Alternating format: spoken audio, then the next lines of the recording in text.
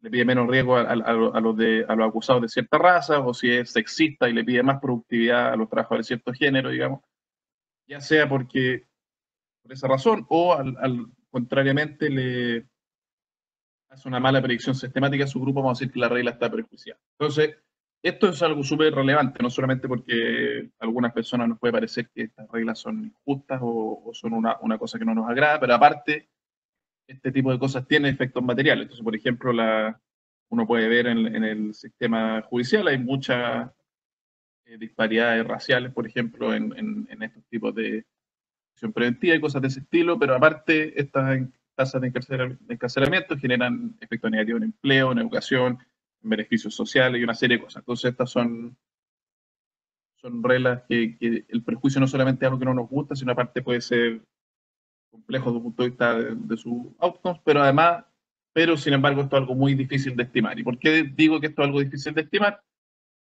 Cuando uno ve que hay ciertas disparidades en estas tasas de encarcelamiento, de promoción, eso puede estar explicado por millones de otras cosas que pueden ser difíciles para ver para el econometrismo. Entonces, por ejemplo, esto podría ser explicado por lo que se le llama, los economistas llaman discriminación estadística, que es que hay cierta correlación entre un buen predictor de este outcome esperado y la posibilidad de ser miembro de uno de estos grupos. También está el clásico problema de variable omitida relevante, en el cual la persona que comete, o sea, que hace estas decisiones, tiene un set de información que no es necesariamente el mismo que tiene el econometrista. De manera importante también en muchos casos es imposible tener variación exógena para inferir estos prejuicios desde estimaciones causales, entonces al final del día está una pregunta que si bien es súper relevante, es muy difícil de contestar. Una aproximación a contestar este tipo de preguntas es lo que se llama el outcome test, que es algo que propuso Gary Becker a fines de los 50. Yo durante la presentación voy a ser súper claro sí, con una definición formal del outcome test, así que por ahora solo les dejo un poco la intuición para después ir más a los detalles, pero la idea un poco es que si la regla no fuera, no tuviese ningún tipo de prejuicio, entonces los outcomes observados de las personas seleccionadas deberían ser informativas de los tres. Entonces, piénselo de la siguiente manera. Soy un juez que determina si le doy prisión preventiva a alguien, si solo si su probabilidad de cometer un delito es menor a cierto umbral. Si la regla no tiene prejuicio, quiere decir que su umbral es el mismo para todos. Y por tanto, la gente que fue justa dejada en libertad, en promedio debería tener la misma tasa de reincidencia durante el tiempo. Entonces, esto es una cosa que es súper importante porque en el fondo estos thresholds que a nosotros nos importan como investigadores, que no son observables, pueden eventualmente ser observables a partir del outcome observado de la gente que se selecciona. Ahora, esto va a implicar que yo tengo que ser capaz de identificar quiénes son los individuos que están en el margen, quiénes fueron los que fueron justos seleccionados. ¿Ya? Y eso va a ser complicado, porque en el fondo identificar a los individuos marginales va a ser un problema empírico que si bien este outcome test no está afectado por ninguna de las cosas que yo mencioné previamente, va a inducir esta nueva complicación empírica. ¿Ok? Entonces, yo ya voy a ir con el modelo y espero que ahí quede mucho más claro, pero para que ustedes sepan, lo que nosotros tratamos de hacer en este paper es básicamente proponer un método para identificar individuos marginales en este tipo de reglas de selección que nos va a permitir implementar estos outcomes. Y vamos a motivar, a pesar de que esto es un concepto que es generalizable para un set amplio de reglas de decisión, vamos a motivar nuestro modelo, nuestro framework por un modelo de perjuicio en decisiones de prisión preventiva. Nuestro resultado va a ser que vamos a proveer una set de condiciones suficientes bajo las cuales los individuos que son más probablemente, o sea, que dado su observable, es más probable que sean marginales, también va a tener menores propensity scores. Por lo tanto, esto va a ser el desafío empírico de identificar qué individuos son marginales para hacer estos test de prejuicio, va a poder ser reducido, digamos, a un problema de predicción estándar, ya que lo único que vamos a necesitar hacer es predecir los propensity scores. Todo esto yo sé que suena quizá un poco complejo, pero va a quedar súper claro en un par de slides más. Vamos a argumentar nosotros en este paper que el método que nosotros proponemos es un método que es simple de implementar, que tiene robusto a variable omitida relevante, cual es un problema central en esto, y que no va a necesitar instrumentos, que va a ser una cosa súper importante porque los métodos que son como, por decirlo de una manera, el estado del arte del día de hoy, requieren ciertos instrumentos que son controversiales. Una de las limitaciones de nuestro método, obviamente, es que va a requerir tener buenos predictores. Dado que nuestro método va a necesitar hacer predicciones del propensity score, vamos a necesitar un buen set de observables eh, para poder hacer que este método funcione. La buena noticia es que en general esto es algo que se puede testear. Uno ve el fit del propensity score y puede tener una noción de qué tan buena es esta predicción. Obviamente, la pregunta central para decir qué tan bueno es nuestro método o no es también qué tan restrictivas son estas condiciones suficientes que nosotros vamos a derivar. Entonces, si bien son cosas medias técnicas, y por tanto no quiero entrar mucho en detalle todavía, básicamente nosotros vamos a proponer, vamos a hacer ciertos supuestos en monotonicidad de esta regla de decisión, y también vamos a poner un poco de restricciones en la distribución condicional de los no observables, en particular no en su primer momento, pero sí en los momentos superiores. Y eso puede ser obviamente algo que no es necesariamente irrelevante. Ahora lo que vamos a argumentar, y esto es súper importante, es que nuestros supuestos, si bien van a tener algunas cosas que van a ser fuertes, otras cosas van a ser más débiles que los mecanismos alternativos. Por lo tanto, nosotros vamos a argumentar que nuestro método es un complemento a las metodologías que existen hoy día en la literatura, y en particular un buen complemento cuando la aplicación del instrumento es riesgosa. ¿Okay? Pero si eso no es suficiente, porque obviamente uno puede argumentar eso al favor de uno, también vamos a proponer ciertos test empíricos para ver en distintos settings qué tanto se cumple nuestra supuesta de identificación. Entonces, todo esta es la primera parte del paper, que es una contribución, si uno quiere, más metodológica, y esa es la cual yo me voy a dedicar una buena parte de la presentación a explicarles bien el modelo y más exactamente qué es lo que hacemos nosotros. En una segunda parte del paper nosotros vamos a aplicar nuestra metodología. Y lo que vamos a hacer es que vamos a testear por si hay prejuicios en la determinación de prisión preventiva en Chile en contra de los mapuches. Vamos a usar para eso datos administrativos de la Defensoría Penal Pública, que cubre más del 95% de los casos entre el periodo 2008-2017. En esta base de datos tenemos muchos datos tanto del acusado como del caso. Y vamos a intentar convencerlos que nosotros encontramos mucha evidencia de que hay prejuicios en contra de los mapuches en la dictación en la prisión preventiva. Este resultado es súper robusto a tener distintos modelos de predicción, a distintas maneras en las cuales nosotros podemos implementar nuestra metodología, cambiando los distintos outcomes que uno puede medir este test, o incluso haciendo ciertos cambios de las definiciones de las variables. También vamos a proveer evidencia de que nuestra supuesta identificación se cumplen en este setting. También, obviamente, como es un paper que tiene una parte metodológica, vamos a aplicar otros tests que ha propuesto la literatura para generar prejuicio en este tipo de settings. Y vamos a aplicar en particular el approach de variables instrumentales, que yo lo voy a aplicar en un par de slides más, que va a ser muy importante porque en el fondo va a mostrar que esta es una metodología que en ciertos settings, en particular el nuestro, tiene limitaciones, y por lo tanto hace que nuestro método sea particularmente atractivo en estos momentos. Y lo último que vamos a hacer es que vamos a usar nuestro método, que le llamamos el pivot, el Prediction Based Outcome Test.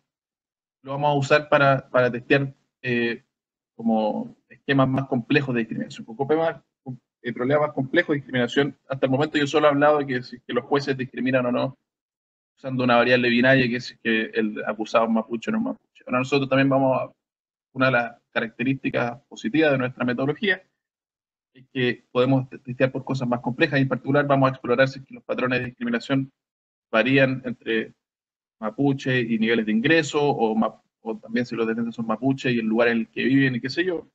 Y les vamos a mostrar algunos resultados que sugieren que existen patrones de discriminación más complejos, que son, por un lado, interesantes por sí mismos, pero además vamos a argumentar que son problemáticos para el otro tipo de metodología, haciendo nuevamente un punto a favor de nuestra contribución metodológica.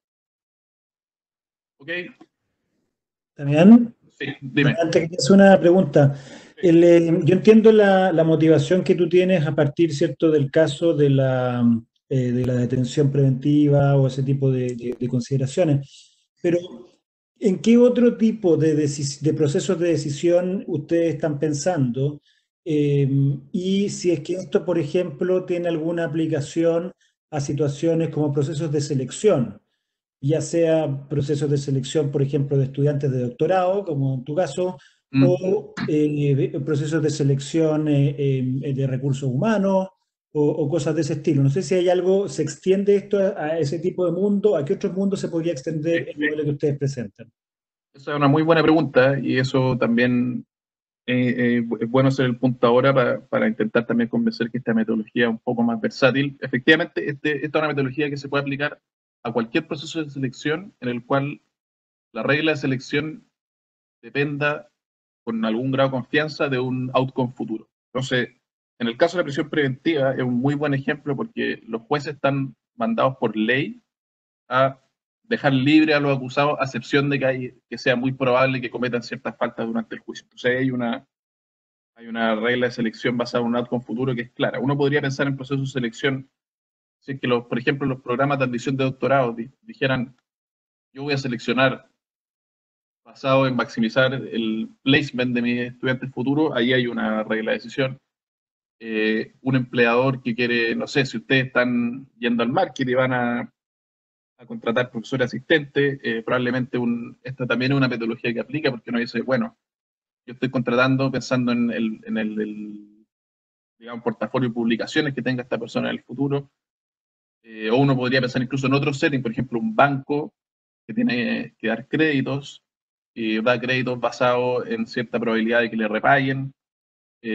Todo tipo de reglas de selección o de decisión en el cual la decisión se toma en un outcome que se puede medir en algún momento ex post, esta metodología va a ser útil. Esta metodología no va a ser útil, y eso es algo que si es que tengo tiempo voy a discutir al final, cuando las reglas de decisión son más complejas. Entonces, si tú me dijeras, por ejemplo, que ustedes no solo contratan profesores, asistentes para maximizar o para machear cierto patrón de publicación, sino también para que se hagan cargo de cosas administrativas y que hagan ciertas clases, y por lo tanto las reglas ya no tienen un outcome que sea tan ordenable, entonces ahí esta metodología se pone un poco menos útil o requiere quizás supuestos adicionales. Pero el principal mensaje es que siempre que haya una regla de decisión, en el cual quien decide está queriendo maximizar o minimizar cierto outcome futuro, entonces esta metodología va a ser útil. Pero el outcome, Damián, el outcome tú dices tiene que ser unidimensional o podría ser multidimensional siempre y cuando sea ordenable. Eh, Unidimensional o multidimensional en el caso que pudiese ser colapsado en algún tipo de índice. Ya, Esto sigue siendo unidimensional. ok. Hemos explorado explícitamente reglas multidimensionales, pero yo creo que también es algo que eventualmente se podría hacer con algún tipo de supuesto adicional. Son un muy buen punto. Ujú, gracias. Bueno, ya. Entonces, solamente para, esta es una lámina que uno dice tenerla siempre, pero básicamente nuestro paper va a intentar contribuir a dos tipos de literatura. Uno, hay una literatura gigante de metodologías para testear discriminación, en particular nuestra noción de prejuicio, un caso particular de una noción de discriminación. Eh, y ahí voy a intentar explicar durante la presentación cuáles son las contribuciones clave que tiene nuestra metodología en esta discusión. Y por otro lado, nuestra aplicación empírica va a contribuir a una literatura empírica también muy grande que existe en ciertos secos que existen en los sistemas criminales en el mundo. Esta es una literatura que principalmente se ha enfocado en las disparidades raciales de Estados Unidos, pero nosotros probemos cierta evidencia que complementa esta literatura. Entonces, simplemente cómo voy a organizar esta presentación. Primero les voy a presentar el modelo, voy a hacer una versión simplificada del modelo para no entrar en muchos detalles de notación y qué sé yo, para después poder dedicar más tiempo en el fondo a explicar cómo es exactamente nuestro test y, en el fondo, y cuál es la contribución que tiene respecto a las metodologías que existen. Después voy a explicar la aplicación empírica, el setting, el data, los resultados, y al final, si es que queda tiempo, una discusión breve respecto a la interpretación de los resultados. Entonces vamos con el modelo. Los preliminares son muy simples. En este modelo van a haber jueces que van a estar indexados por J y acusados que van a estar indexados por I. Y estos jueces van a estar asignados a los acusados de acuerdo a esta regla o a esta función JDI. Entonces, los jueces van a estar obligados a solo considerar la prisión preventiva cuando hay altas probabilidades de algún tipo de falta durante la investigación en caso de que los acusados sean dejados en libertad. A esa variable le vamos a llamar PM, Pretrial Misconduct. ¿Okay? Y solamente para fijar ideas, esto tiene que ver en general con dos cosas. Uno, con que después los acusados no se presenten a las audiencias, que es lo que se conoce a veces como riesgo de fuga, o que cometan otro crimen durante la investigación, que es lo que usualmente se refiere como peligro para la sociedad. Entonces, en general, los jueces, con este modelo, los jueces van a decir a todos los dejo libres, un principio de presunción de inocencia, a excepción de que las probabilidades de que no aparezcan cuando lo llamemos o las probabilidades de que cometan crímenes sean excesivamente altas. Este es un caso, Jaime, en el cual acá hay como, por decirlo de una manera, dos outcomes que nosotros en este modelo los vamos a colapsar en si hace uno o el otro. Va a haber una variable G que va a indicar si es que el acusado pertenece a cierto grupo. Entonces, para fijar ideas y para ligarlo con nuestra aplicación empírica después, piensen en G como ser mapuche. Entonces, G va a ser una variable que toma valor 1 si el acusado es mapuche, y por lo tanto, la pregunta que nosotros vamos a hacer es si es que los jueces, si es que la regla de decisión para dejar a la gente en libertad está prejuiciada en contra de los acusados del grupo G, es decir, en contra de los mapuches. Por supuesto, los jueces van a observar mucha información, no solamente del grupo al que pertenecen, sino también muchas características del individuo, que nosotros los vamos a resumir en estas variables, estos vectores X y B. Y muy importante para la discusión que viene después, vamos a asumir que el econometrista solo observa X y no observa B. Entonces, para ser un poco explícito el punto de que siempre y cuando el econometrista quiera inferir cosas a esta regla de decisión, va a estar probablemente sujeto a algún tipo de problema de variable omitida relevante. Entonces, para fijar ideas, esto es como la regla de decisión se vería para un juez que no tiene ningún tipo C. Entonces, suponga que esta línea negra es la probabilidad de que cometa algún crimen durante la investigación o que no aparezca cuando lo llamen para una audiencia. Entonces, el juez va a fijar un umbral, que va a ser este umbral T, que va a decir, ya, yo voy a ver todas las características de este individuo, voy a ver todos sus X, todos sus B, esto puede incluir el tipo de crimen, el historial criminal, ciertas millones de cosas que el juez puede usar para hacer esta predicción, y dice si es que la probabilidad predicha de que cometa un crimen es mayor a cierto umbral, lo voy a dejar detenido, si es menor, lo dejo libre. Entonces, un juez que no es sesgado, básicamente nosotros lo interpretamos como un juez que fija el mismo umbral para todos los acusados. Ahora, esto es como se vería la regla de un juez que uno diría que es racista. Entonces dice, mira, la verdad, yo tengo este threshold, pero tengo algo, una animadversión contra los acusados mapuches, entonces a los acusados mapuches les fijo un threshold menor. ¿Por qué? Porque simplemente le exijo un criterio más fuerte para dejarlos detenidos o para dejarlos en libertad. Esto va a generar un cierto problema de discriminación, porque en el fondo, si tú eres un acusado que tiene una probabilidad demasiado alta de cometer un crimen, va a estar cerca de este 1 y por lo tanto da lo mismo tu raza, siempre va a ser detenido. Si tú eres una persona que en verdad el crimen es muy leve y tu historial criminal es súper leve y todas tus características apuntan a que tu probabilidad de traer el misconduct futuro es cercana a 0, te van a dejar libre. Sin embargo, si tú eres un acusado que tiene probabilidad predicha entre T1 y T0, va a quedar en libertad dependiendo de cuál es tu raza. Y eso es lo que nosotros vamos a llamar un problema de discriminación, porque en el fondo va a haber ciertas cosas que determinan que una persona quede encarcelada versus otra no, que no tienen nada que ver con el riesgo de que esta persona cometa determinado crimen en el futuro. Este es un ejemplo en el cual los jueces son... Te ¿Sí? puedo una interrupción. Cuando tú dices el riesgo, te refieres a la probabilidad predicha, ¿cierto? Pero hay otro tema también que tiene que ver con la varianza, ¿no? Porque tú dices, tú puedes tener una probabilidad más baja predicha, pero una varianza más grande, y por lo tanto podría ser que estés prejuzgando en función de la varianza más que sobre la probabilidad predicha. No Sí. sé si hay algo en eso en lo que ustedes ven. Por ahora vamos a asumir que ese no es el caso, pero es un muy buen punto, digamos. Uno podría definir esta regla, que el juez predice o sea, que lo que importa quizás la varianza, o uno quizás podría generalizar estas reglas, asumir ciertos patrones, por ejemplo, de aversión al riesgo, cosas así, en el cual la función objetivo es un poco más compleja que simplemente esta regla de threshold.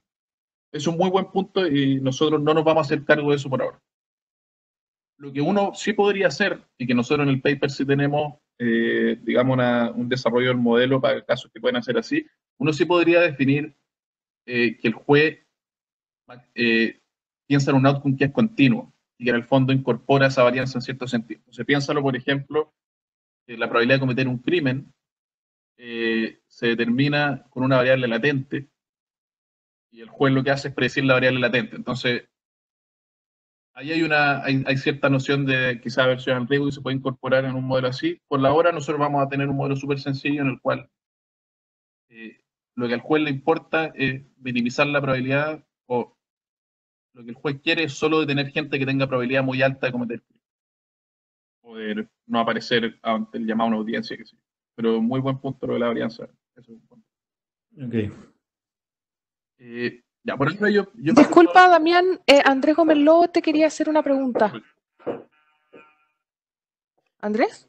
Sí, no, era sobre simplemente el punto anterior, si tal vez la regla podría ser algún tipo de dominancia estocástica más que la media o la varianza. Sí, o sea, detalle. No, eso es un muy buen punto. Al final, la regla se puede definir, digamos, a criterio del investigador. Nosotros lo importante es que sea basada en algún outcome que se pueda medir después. Pero es cierto, nosotros estamos por ahora considerando un modelo que solo considera la media y puede valer la pena explorar otro tipo, si el modelo sirve para otro tipo de reglas de decisión. Ahora, lo importante es que en el caso, digamos, al menos de la prisión preventiva, esta es una regla que en general, por ley, digamos, está estipulada en términos de probabilidades. Digamos, haciendo obviamente estirando un poco la interpretación, pero es un setting en el cual este tipo de interpretación creemos nosotros hace sentido. Claro, lo que yo recién les expliqué, esta es una regla. Damián, disculpa, parece que hay otra pregunta, Eduardo. Por supuesto. Sí, ahí está sin mute. No, nuevamente el mismo punto, bien cortito. Tal vez sería bueno pensar cuáles son como los ambientes bajo los cuales la regla óptima es un threshold. Me imagino que dependiendo cuál es la función que yo estoy maximizando, puede ser en muchos casos un threshold, pero tal vez con la varianza puede que no, tal vez hay otro tipo de situación. Entonces, una mejor respuesta podría ser, mira, en este tipo de ambientes, lo óptimo es un threshold. No sé qué tan difícil es hacer eso. Eso. Muy buen punto, muchas gracias.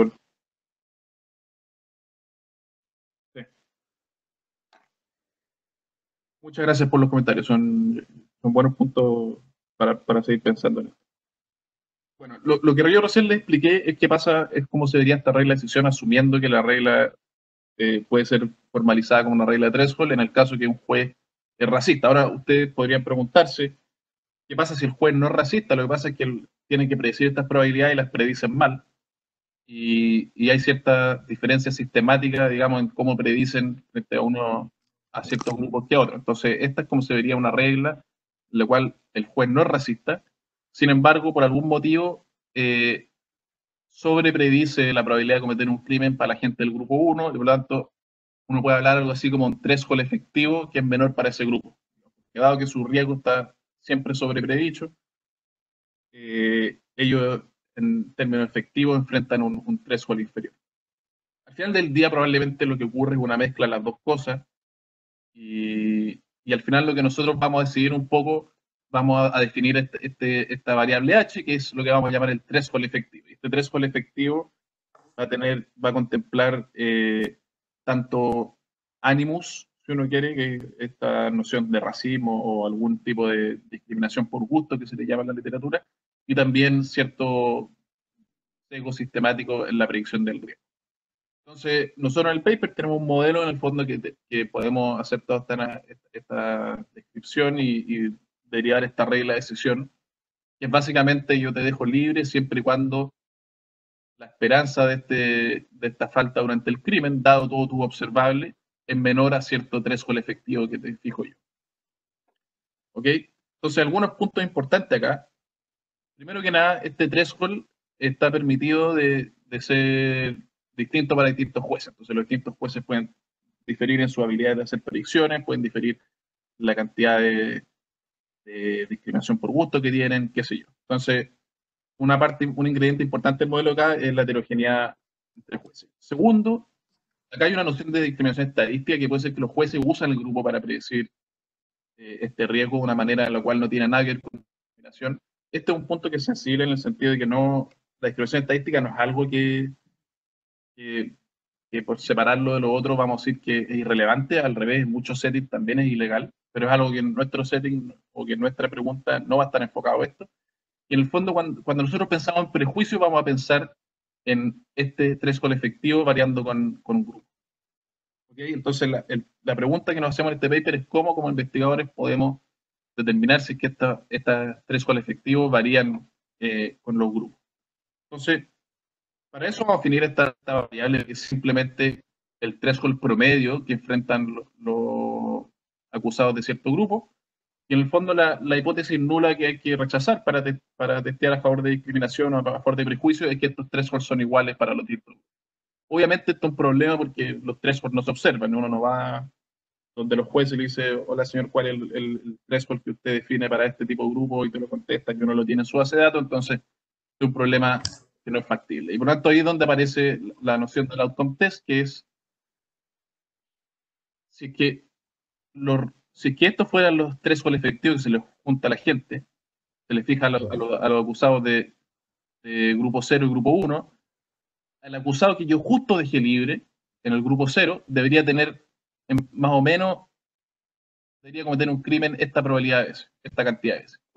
Por lo tanto, y por el contrario, a los acusados del grupo 1, al justo que dejé libre, me debería cometer crímenes esta cantidad de veces. Por lo tanto, yo puedo redefinir esta hipótesis nula en términos de cosas que son potencialmente observables. Entonces, para introducir un poquito de notación y para hacer el punto de manera más formal, a partir de ahora vamos a definir esta variable release estrella, que va a ser una función de todas las variables que observan los jueces, que va a ser la variable latente en el fondo que determina la decisión de ser dejado en libertad. Y vamos a decir que un acusado marginal, si es que esta variable latente es igual a 0. Entonces, algo que uno puede probar, y esto es algo que no es una contribución de este paper, porque esta es una idea que lleva muchos años en la literatura, es que cuando estos threshold promedio que tenemos acá arriba van a ser iguales a las tasas de falta de esos grupos para los acusados que son marginales. Y por lo tanto, esto va a ser una buena noticia, porque en el fondo vamos a tener una nueva hipótesis nula, que ya no depende de cosas no observables, sino que depende de cosas que observamos. En particular, nosotros observamos para la gente que quedó en libertad cuáles son las tasas de reincidencia, observamos el grupo, obviamente el problema es que no observamos quién es marginal. Y ese va a ser todo el punto metodológico de esta literatura y que vamos a tratar de nosotros contribuir algo con este paper. Entonces, volviendo al punto anterior, si uno supiese quién es marginal, es decir, si uno abriera el stata y tuviese una variable que dice release estrella y hago if son igual a 0, testear por prejuicio sería equivalente a una diferencia media. Tan simple como eso. Entonces, la gran dificultad acá es intentar ver quién es el acusado que fue justo dejado en libertad.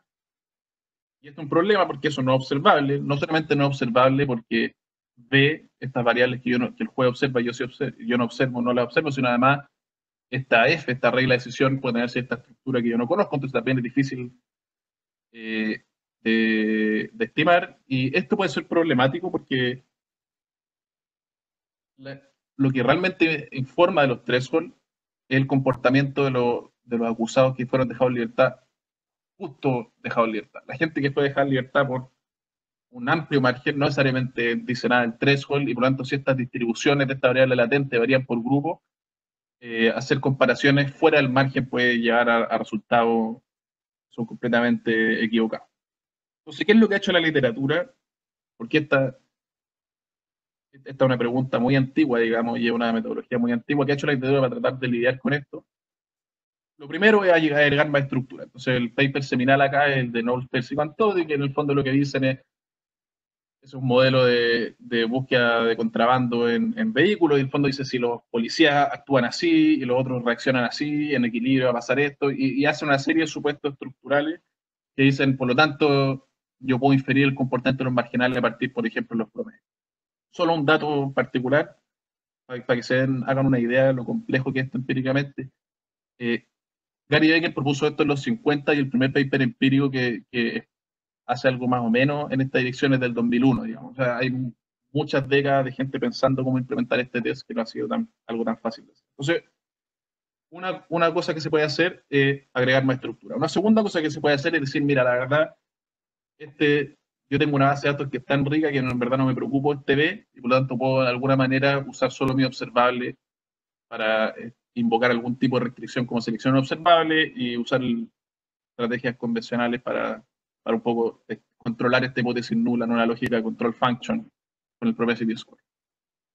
Estos dos approaches en general han sido súper criticados porque toda la gracia de esta literatura o todo lo que esta literatura ha tratado de hacer es un poco de pasar por el hecho de que las distribuciones de riesgo varían entre grupos y por lo tanto estos supuestos en muchos casos pueden ser no razonables. Entonces, la literatura, el método que ha sido el más aceptado hasta ahora y el más robusto es un método basado en variables instrumentales y la instrucción es muy sencilla. Si yo tengo un instrumento que hace que pase justo de ser no tratado a tratado, es decir, que pase de ser detenido a dejado en libertad, cuando yo estime un mínimo cuadrado en 2 etapas específico por raza, los LATE van a identificar estas esperanzas condicionales. ¿Por qué? Porque los compliers van a ser los marginales. En el fondo lo que proponen estos autores es que bajo el supuesto de que los jueces son asignados aleatoriamente a acusados, uno puede construir medidas de qué tan estrictos son los jueces y por lo tanto yo puedo hacer un instrumento que identifica al marginal qué tan estricto es el juez. Y por lo tanto, si yo fui detenido pero me tocaba un juez que era un poquito menos estricto y fui dejado en libertad, entonces puedo ser interpretado como marginal. Esto ha sido bien controversial porque primero que nada tú necesitas un instrumento que en última instancia necesita asignación aleatoria y millones de casos en los cuales esta pregunta es relevante, no existe asignación aleatoria.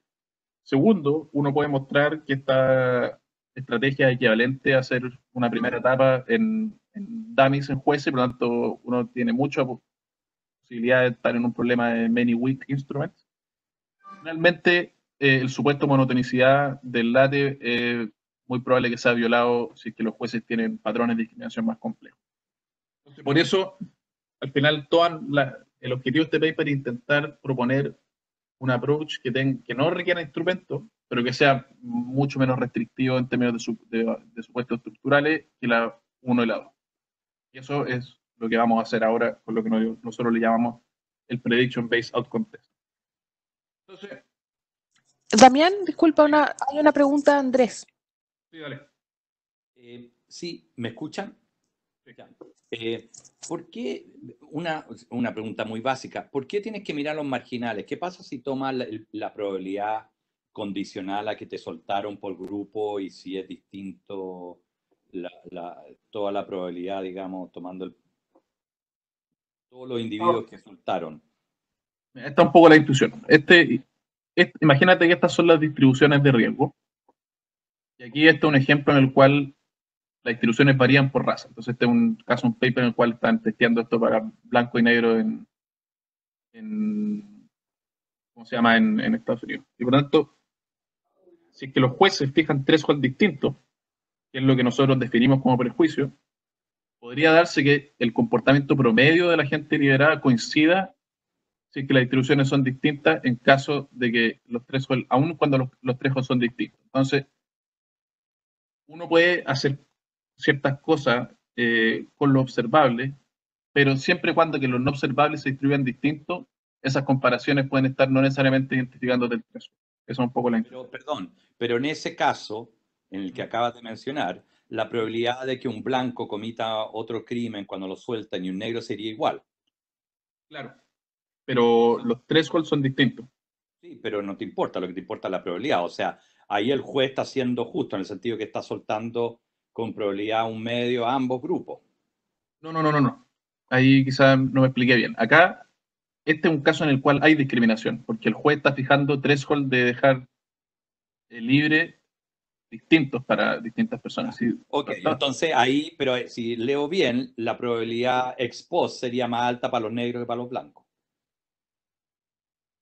sea, por tu gráfico ahí, sí, lo que yo entiendo es que el juez sería justo si pone donde dice black threshold y white threshold, ahí estaría siendo justo, ¿no es cierto? Claro, si estos fueran iguales, el juez sería, entre comillas, No, es que no, ¿por qué tienen que ser iguales? No, lo que tiene que ser es que está justo en la mitad de la probabilidad, o sea, él está cortando la probabilidad de cometer un crimen de un negro en la mitad y del blanco a la mitad, le da un threshold distinto, pero no está siendo prejuiciado, no está siendo prejuicioso. Lo que yo entiendo es que tu alfa, que al negro le pone un estándar más bajo que la mitad de la probabilidad, o sea, si tú tomas la probabilidad condicional de que soltaron a un tipo y lo ves por distintos grupos, si son más o menos iguales, yo diría que no hay prejuicio.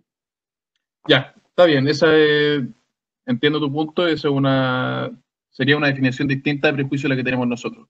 Pero ¿cómo puede ser distinto si lo que le estás comandando al juez es la probabilidad de que no haya reincidencia, no haya un crimen? Ahí está igualando entre los distintos grupos. Bueno, pero acá hay gente que está entre medio, que tiene la misma probabilidad de cometer un crimen y que a uno los dejaste preso por su raza y a otros los dejaste libre por su raza.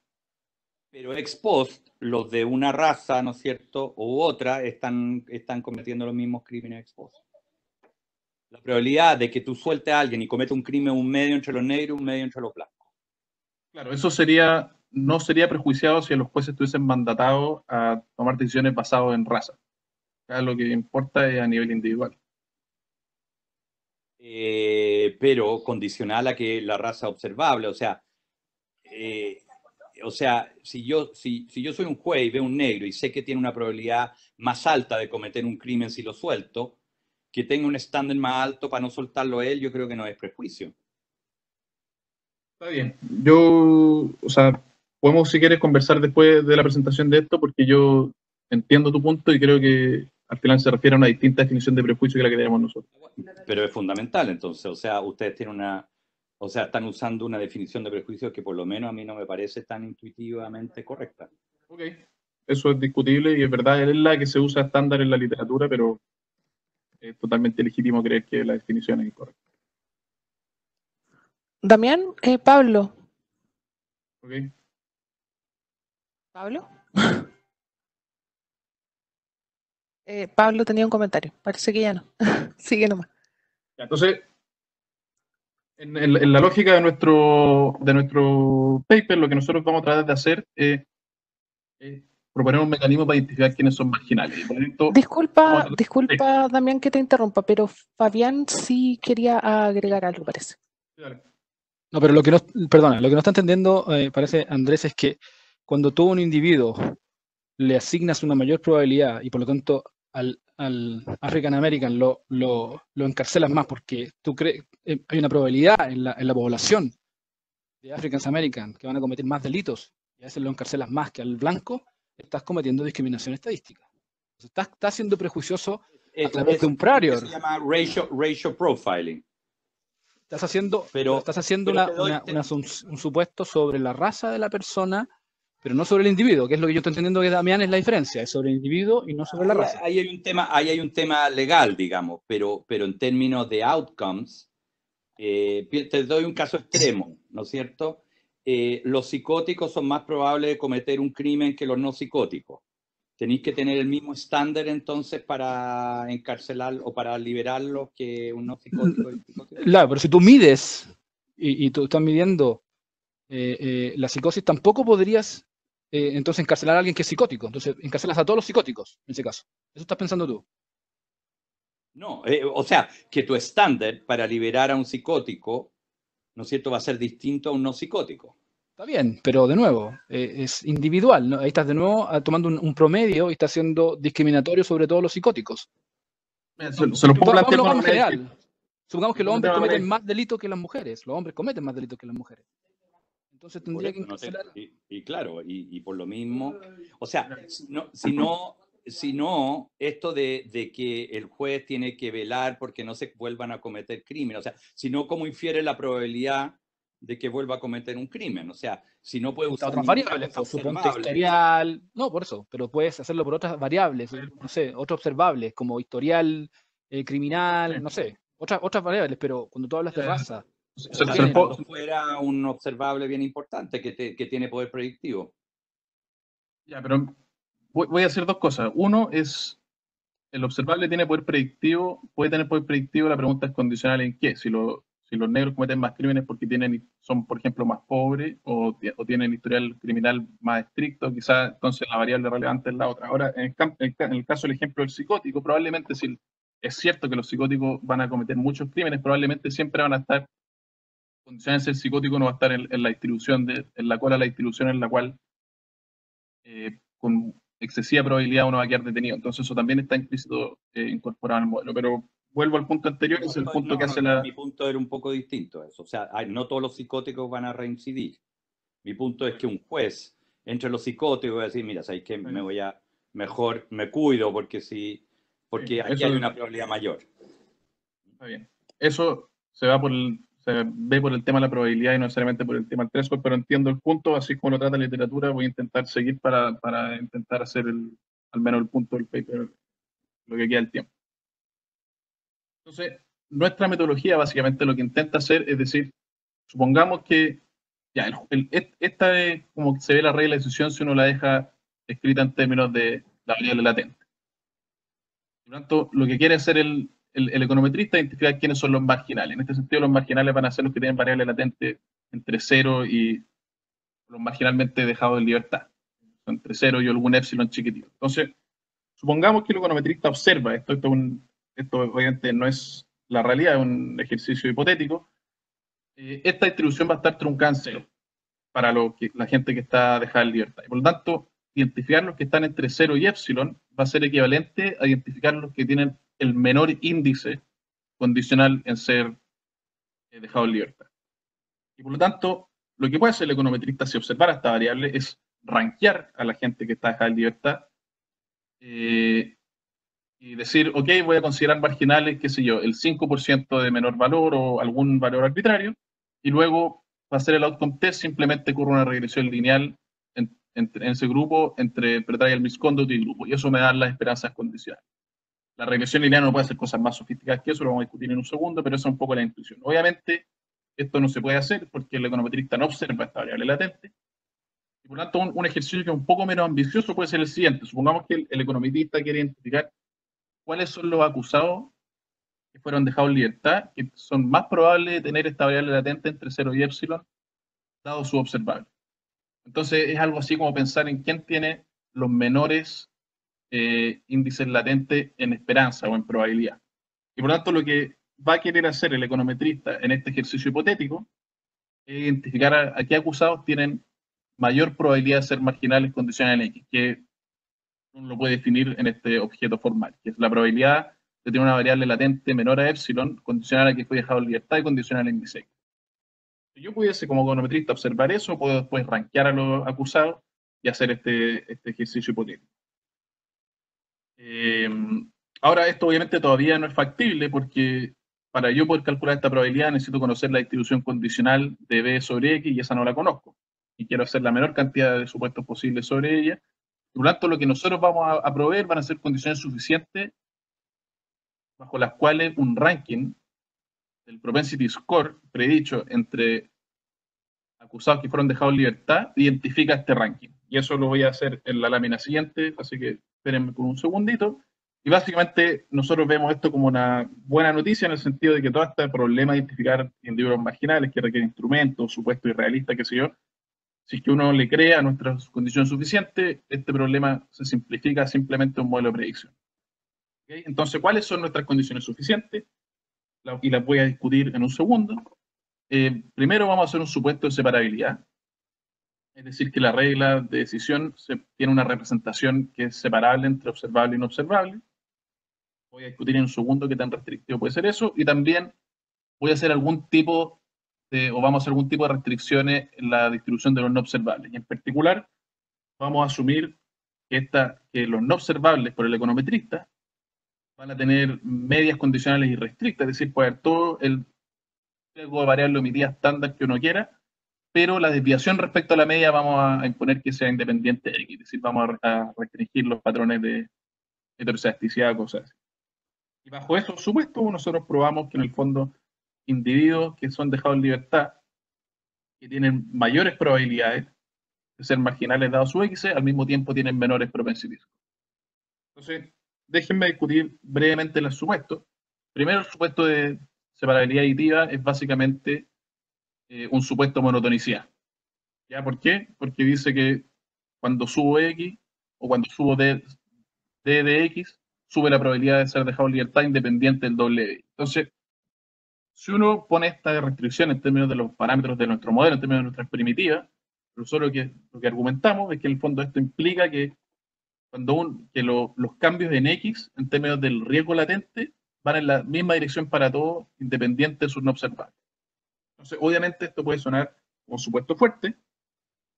Es una manera de pensar qué tan restrictivo es eso, de pensar en el modelo de variables instrumentales. Los modelos de variables instrumentales tienen una restricción de monotonicidad para que funcione el late, y en particular esta restricción dice que el instrumento afecta la probabilidad de tratamiento para todos los acusados en la misma dirección. No tengo mucho tiempo para ir al detalle, pero básicamente en el paper nosotros argumentamos que nuestro supuesto de monotonicidad es más débil que el del late en términos de las características de los jueces, o en cuanto a los supuestos que uno pone sobre las decisiones que toman los jueces, pero va a ser un poco más estricto en términos de la estructura del riesgo latente. Entonces, dado eso, vamos a asumir vamos a concluir que es un supuesto que se mueve dentro de los márgenes de la literatura, y en particular, además, vamos a proponer un diagnóstico que es básicamente comparar los coeficientes de regresiones de release o pretrial misconduct en X, usando distintas muestras que tienen posiblemente distintos no observables. Así que los coeficientes tienen el mismo signo en todas estas distintas muestras, entonces uno puede decir que este supuesto de monotonicidad se mueve más o menos en una dirección correcta. El supuesto 2 es quizá un poco más controversial. Asumir que esta variable aleatoria log cóncava es una condición de regularidad estándar, y por lo tanto no nos vamos a meter en esto, pero la independencia de estos segundos momentos, o terceros y cuartos momentos, puede ser un poco menos trivial. Y básicamente lo que nosotros argumentamos es que, aunque estas esperanzas condicionales son no restrictas, heterosiasticidad y cosas así van a ser un poco más restrictas. Ahora, una cosa importante, y eso queda claro si uno mira la prueba en detalle, esta va a ser una condición suficiente pero no necesaria. Esto quiere decir que al final lo que nosotros necesitamos para completar la prueba son restricciones un poco más específicas respecto a las densidades condicionales en torno al margen. Son al final condiciones que son poco intuitivas y quizás un poco opacas, entonces nosotros preferimos expresarlo en términos de esta restricción, que es un poco más fuerte pero un poco más transparente. Y esto va a implicar que hay ciertas desviaciones, pequeñas desviaciones de estos supuestos, igual no van a ser suficientes para votar el argumento de identificación. Importante para la discusión, nosotros vamos a creer que si bien es una restricción que uno no quiere hacer, en muchos casos va a ser más débil que las que hace la literatura que no usa variables instrumentales, y por lo tanto vamos a asumir que nuevamente se mueve dentro de los márgenes de la literatura. Entonces, un poco de discusión al respecto. Nosotros ponemos restricciones no observables, que es algo malo, si uno quiere, pero no usamos instrumentos, lo cual es bueno, y esto es particularmente bueno recordándose que la estrategia variable instrumental en esta literatura es controversial. Entonces, nuestra interpretación va a ser que nuestros supuestos son como un precio razonable para pagar para no usar instrumentos. Y no creo que tenga tiempo para presentarlo hoy día, pero básicamente también nosotros proponemos un test, que es un joint test en los dos supuestos, que en el fondo sirve para ver qué tanto uno puede confiar que estos supuestos se cumplen o no en determinado setting. Un poco más de discusión por qué esto, digamos, funciona. Uno podría pensar, el sesgo en los coeficientes, y toda la gracia acá es que, como lo que a nosotros nos importa es la predicción del propensity score, todo el sesgo que venga a variable omitida al final ayuda, porque eso va a mejorar la predicción. Por lo tanto, y esto tiene que ver con que el econometrista necesita saber quién está cerca del margen y no por qué, y no cuáles son necesariamente los determinantes de este riesgo. Por lo tanto, esto va a hacer que nuestro método sea robusto a variable omitida relevante. Ahora, obviamente, bajo nuestro supuesto, esto implica que la estimación del ranking es sesgada, pero esta estimación puede ser ruidosa, y por lo tanto, este ruido va a depender de la varianza condicional de este no observable. Esto puede generar cierto sesgo, porque esto puede hacer que nosotros consideremos como marginales gente que no es marginal, y gente que no es marginal como marginal, etcétera, dado ruido en el ranking. Para eso nosotros hacemos un test de perturbación, que tampoco lo vamos a explicar hoy día para ahorrar tiempo, pero básicamente lo importante que hay que sacar de este punto es que para que nuestro método funcione uno tiene que tener buenos predictores. Es decir, uno tiene que intentar reducir al máximo posible este ruido. Buena noticia, eso es algo que uno lo puede testear, uno puede ver, estimar las regresiones y ver qué tanto ajusta eso. Entonces, básicamente, ¿cómo uno estima esto? Primero uno estima el probability score, computa los variables predichos y luego uno usa estos variables predichos para hacer un ranking, definir ciertas nociones arbitrarias de margen y después estimar el outcome equation. Y para eso nosotros proponemos dos maneras. Uno, un approach que le llamamos el simple, en el cual simplemente en estas muestras marginales corremos una regresión lineal interpretada en cuando dije. Lo que es interesante es que la decisión del margen va a permitir hacer otro tipo de test que van a ser interesantes en el marco de esta literatura. Y como un refinamiento para hacer algo un poco más sofisticado, uno puede hacer regresiones locales no paramétricas, en el cual uno pesa la observación en base a la distancia del margen y luego puede computar la discriminación basado en la diferencia de estas medias. ¿Okay? Jaime, una pregunta. ¿Tengo 5 minutos más? O...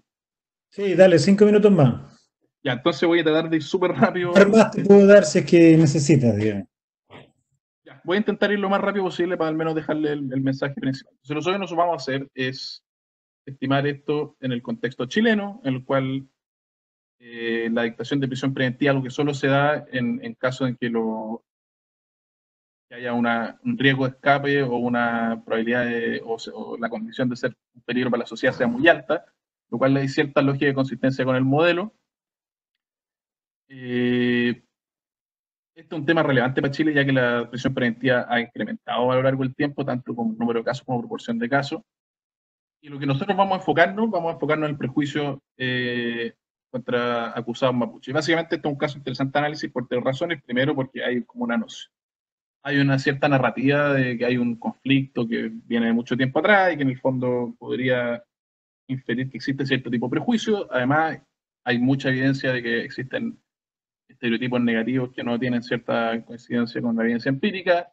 Y además es un escenario en el cual la discriminación es factible, porque los mapuches pueden ser reconocidos tanto por un componente racial como por su apellido. Entonces, es un caso en el cual la aplicación del modelo hace sentido. Nosotros vamos a tener datos administrativos de la Defensoría Penal Pública, que cubren el 95% de los casos en el periodo 2008-2017. Vamos a tener muchas características del caso y los acusados. Y para identificar qué acusados mapuche, vamos a principalmente usar datos del Mapuche Data Project, en el cual hay un registro de apellidos, y vamos a construir distintas medidas de mapuche. Uno es que tengan al menos un apellido, otras que tengan dos apellidos, otras que sean autorreportados, que es la variable, el indicador menos preferido, porque acá hay mucha posibilidad de error de medición, o una variable más comprensiva que sea al menos un apellido o autorreportado.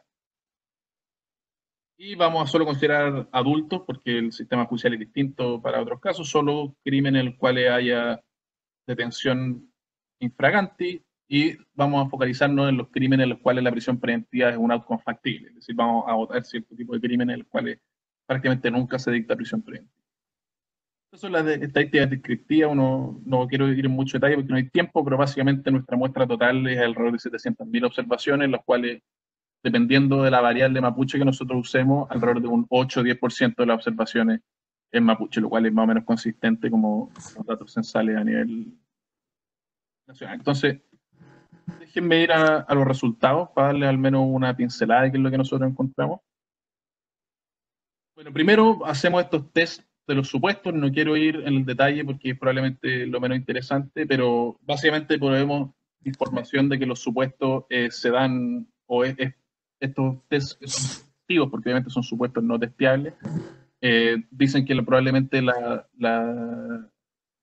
supuesta identificación se cumple en nuestro setting. Ahora, más interesante que eso, nosotros lo que vamos a hacer es que primero vamos a estimar un modelo de predicción usando un Probit, y vamos a tener distintos tipos de predictores. Vamos a tener variables demográficas, vamos a tener variables de historial criminal, o sea, si ha tenido crímenes anteriores, si ha tenido comportamientos anteriores, si ha tenido, ha sido acusado culpable en casos anteriores, los tipos de crimen, cosas así, y también otro tipo de variables como efectos fijos, características de la corte, qué sé yo.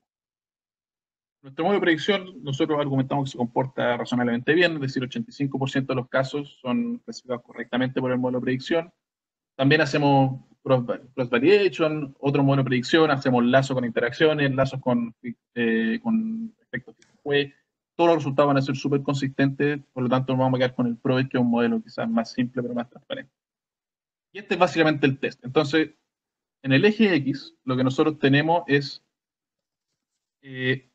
la data agrupada por este ranking del propensity score estimado. Entonces, el punto 1 es el 25%, el primer quintil, digamos, de acusados que son dejados en libertad, que tienen la menor probabilidad de ser marginales dada nuestra estrategia de identificación.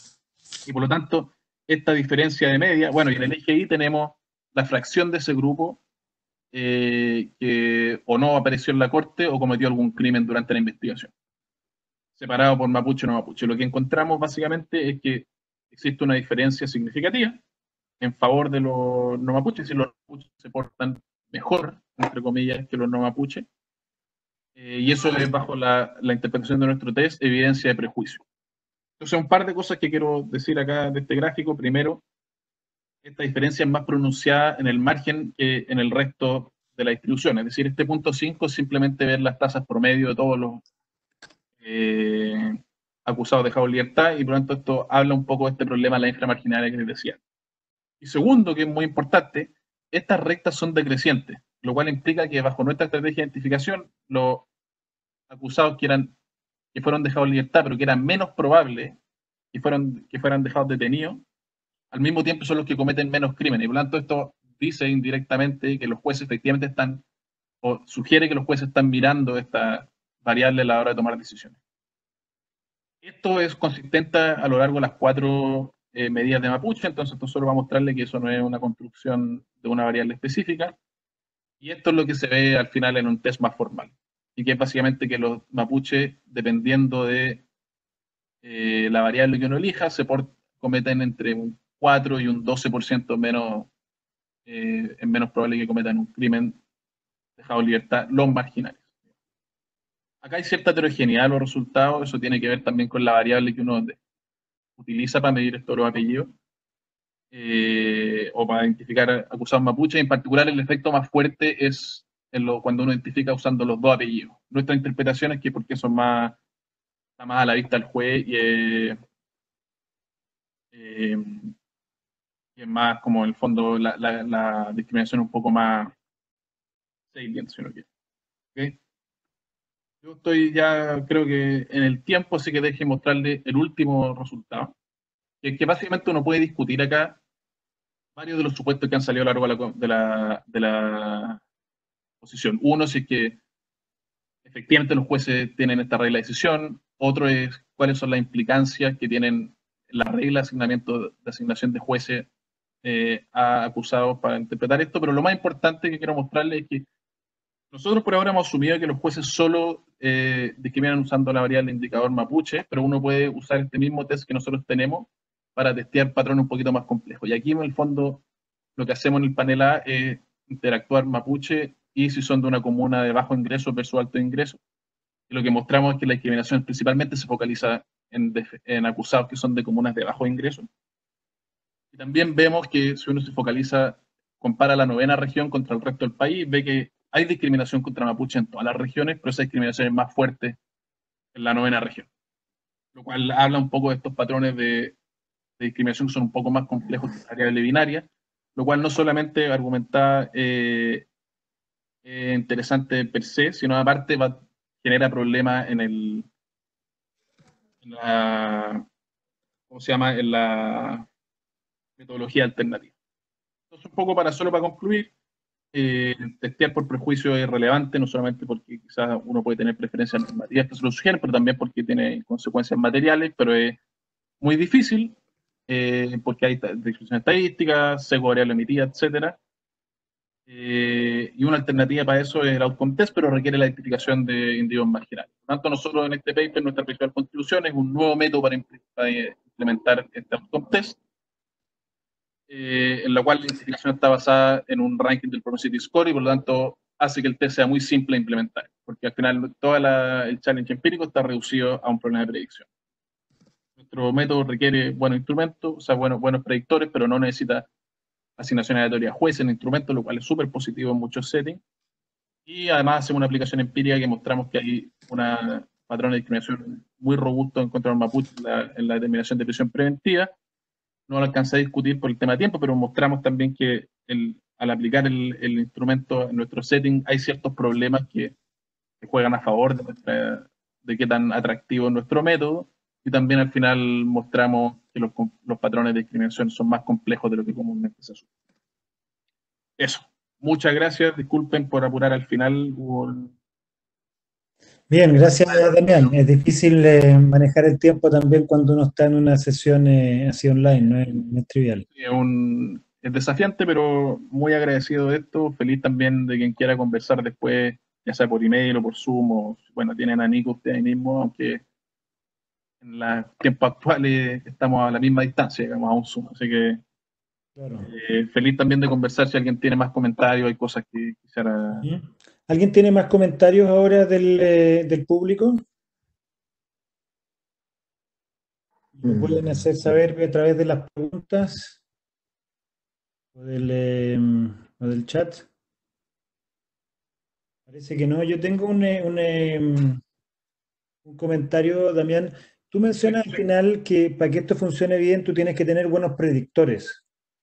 Sí. Pero a mí lo que me llama la atención de eso es que el tener buenos predictores va a, entre comillas, simplificar el proceso del juez. O sea, el juez debiera equivocarse menos si es que hay buenos predictores. Ya.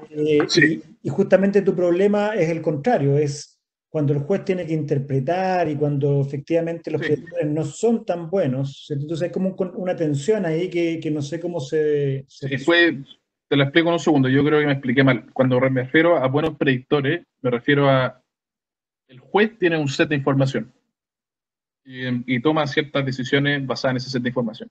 El econometrista tiene un set de información que es menor al del juez. Entonces, con buenos predictores no me refiero necesariamente a que el juez sea un gran predictor, sino que el econometrista puede más o menos predecir bien lo que el juez hace, independiente si el juez lo hace bien o lo hace mal. Ok. Entonces, te lo digo de otra manera. Supón que el juez observa, ponte en un caso límite, el juez observa tu historial criminal, observa tu ingreso, observa tu empleo, observa tu demográfico, y yo, como econometrista, no observo nada. Entonces, al final, el propensity score es una línea recta. Y por lo tanto, yo no puedo hacer el ranking.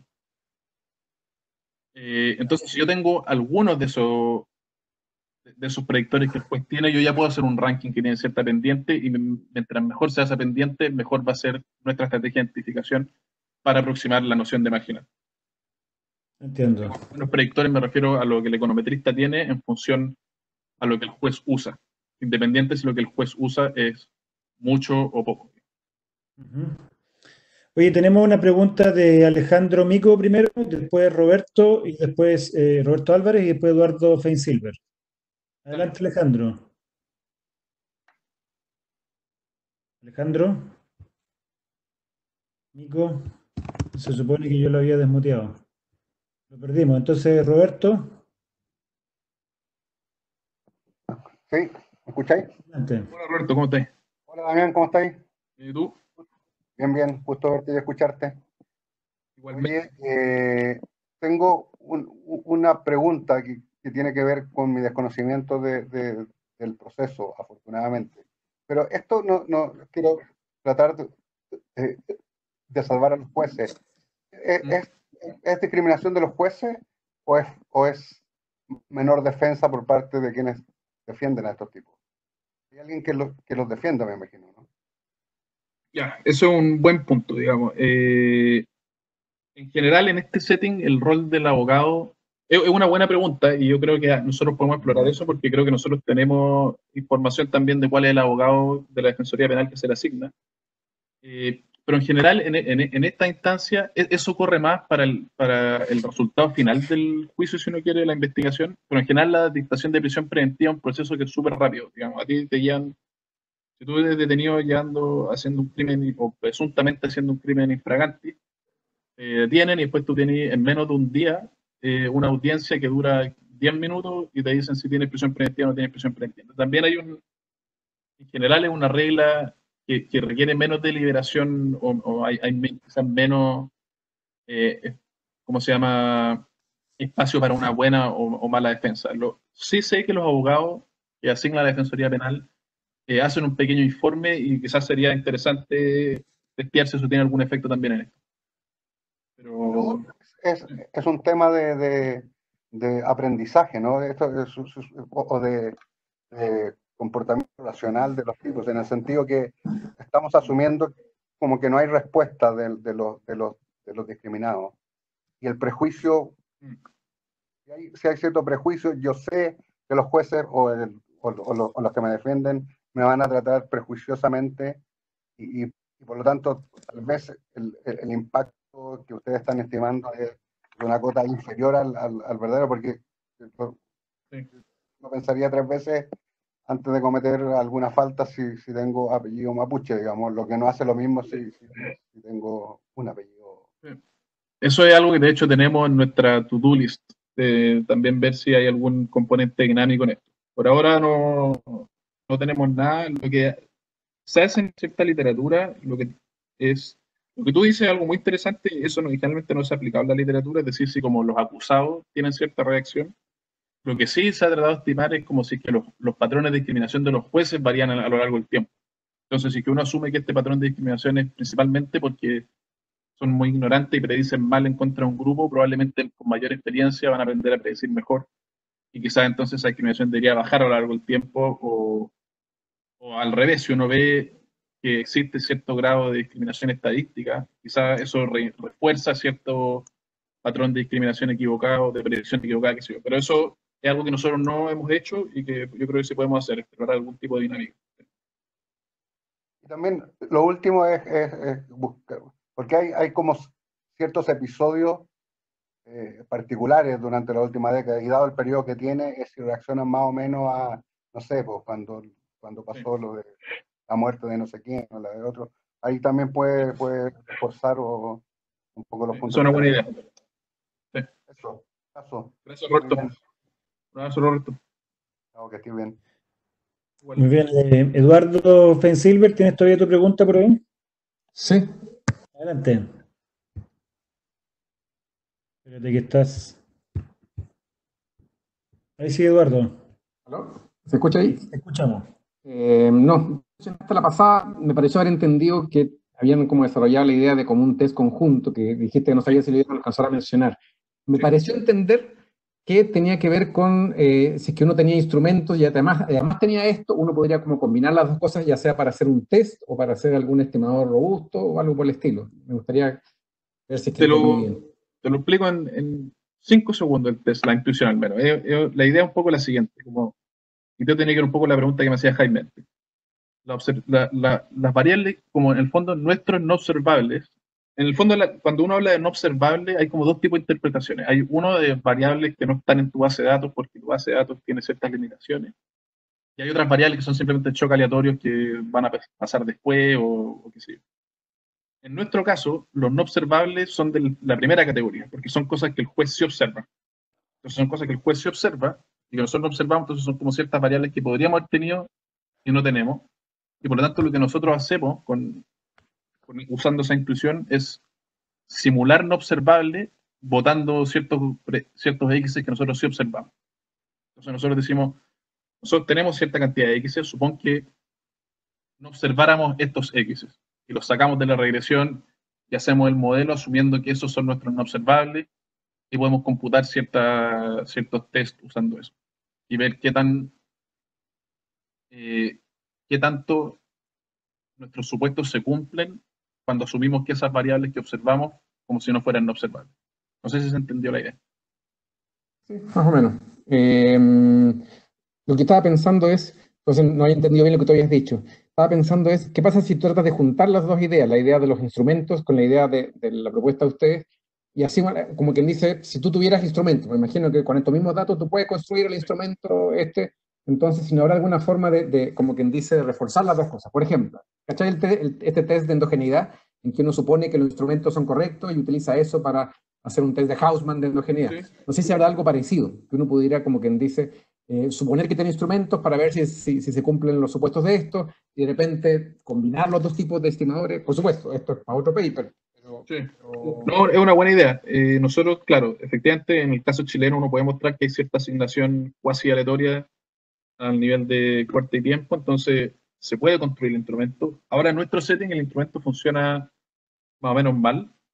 En particular está súper underpowered en la muestra no mapuche, y dadas la evidencia que mostramos al final de estos patrones más complejos de discriminación, es altamente probable que el instrumento viole monotonicidad. Pero efectivamente podemos construirlo. De hecho, el instrumento no lo usamos como instrumento, pero sí es parte de los predictores de nuestro Probability Score. Es que tan estricto el cual que te tocó, digamos. Pero es una buena idea. Vamos a pensar al respecto de eso, si se puede complementar ambas metodologías para sacar quizás algo un poquito más potente.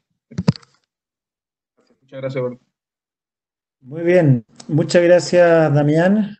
Muchas gracias a todos los participantes. Si alguien quiere estar conversando con Damián, encantados, podemos seguir haciéndolo, pero damos por terminado oficialmente el seminario y los dejamos invitados para la próxima semana. Muchas gracias y felicitaciones, Damián. Gracias, Jaime. Muchas gracias a todos por las preguntas y comentarios. Que estén bien.